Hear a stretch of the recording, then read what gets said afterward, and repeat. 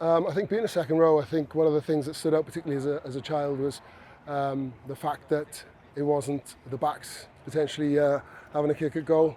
The boys have given me a few ribs about potentially having to practice a few for the weekend. That would be one thing, but I think from a personal point of view is the fact my father and grandfather, I spoke to the boys and said my memory was seeing the famous try from Gareth Edwards. I think it was 73. My father and grandfather, sitting down, the VHS would come out, and I said, yeah, it was back that long ago when VHS was a thing. And for my family, rugby was always a big, big occasion. I'd go into games, whether it be internationals or watching Swansea back in the day.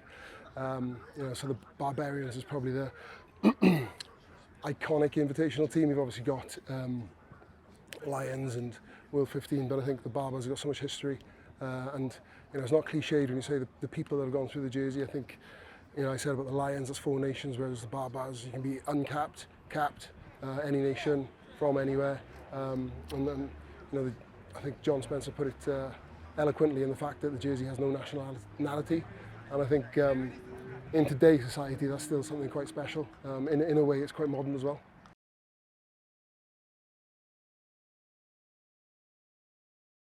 Yeah, it's been a bit surreal, I think, again on a personal note, having missed a couple of opportunities to be in a Barbar squad, to be coached by Eddie Jones, and Eddie to tell me that he wanted me to be captain is a bit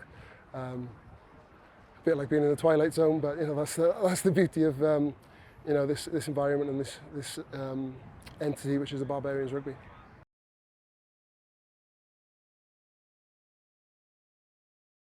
Peeling back a few personalities and characters that you've played against. Again, it happens on Lions tours and domestically when you play national games, and potentially meeting a few younger players that are obviously going to have big careers as well, which is special.